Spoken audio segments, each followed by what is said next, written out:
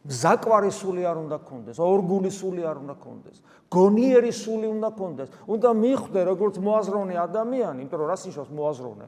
მოაზროვნე ნიშნავს პასუხისმგებლობის მქონე არსებას. ახლა მოაზროვნე ხარ და სულელევით იცხოვრო, მასე სად არის? მოაზროვნე ხარ, ესე იგი გონივრულად უნდა იცხოვრო. გონივრული ცხოვრება ნიშნავს იმას, რომ რწმენა რომელიც მოგეცა, რწმენის შესაბამისად იცხოვრო და არა ისე რომ ცოტა რწმენა, ცოტა სხვა რაღაცა.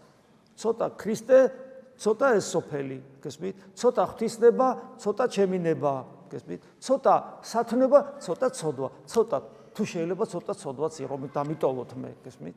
ადამიანი ასე ცხოვრობს. ეს გონივრული ხო არ არის? ეს ხო არ არის გონივრული? გარდა იმისა, რომ არასწორია, არასულიერია, უზნეობას გახლავთ, ამავე დროს ეს ხო გონივრულიც არ არის. მაგრამ ჩვენ ხო ვიცით საკუთარი თავიდან, რომ ჩვენ ასე ვაკეთებთ, ასე ვცხოვრობთ.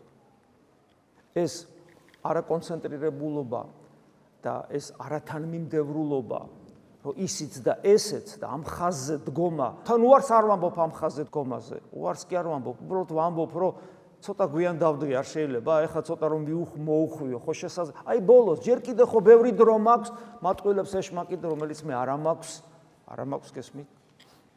და აი ასე მაცხოვრებელი ადამიანი ღმერთი კი არ ხვტოვებს, ღმერთი მოდის სულ, მუდამ და პერიოდულად თავს გახსენებს და ასეთ მაცხოვრებელი ადამიანი სულ ყოველთვის უარს ეუბნება ღმერთს, როცა ის მას მოუწოდებს, როცა ეძახის, როცა მოუწოდებს, უარს ეუბნება და მიზეზად მოაქვს ურწმუნოს ცოდვა მოაქვს. ურწმუნო ეთქვის ათსალია ჯერ და მაგის დროს ადამაკ და იტყვის და ნუ ეხლა რაღაც მოდი რა ჯერ რუშობით, მეფრალეობით, რაღაცით ვიცხოვრებ და ნუ მე რაღაცა მოვახერხებ და ეს ურწმუნო. მაგრამ მორწმუნე ასე არ ამბობს, რა თქმა უნდა, ასე არ ამბობს, მაგრამ კეთილი მიზეზები მოაქვს. უკვე ბჭყალებში, იმიტომ რომ თუ მიზეზი ქრისტეს ამაცილებს, რაღა კეთილია. კეთილი მიზეზი, აი მოუცლელობა, დატვირთულობა, იმდენი საქმე აქვს, გესმით?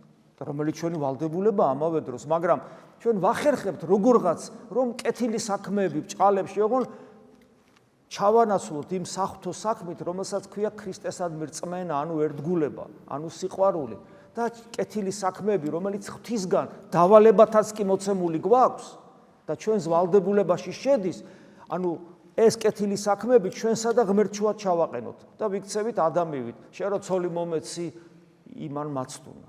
გესმით? ცოლი, რომელიც მიეცა მას სრულყოფილებისათვის, ეს გამოიყენა ღვთის საწინააღმდეგოდ. შენ რო ცოლი მომეცი, იმან გამიკეთა ეს.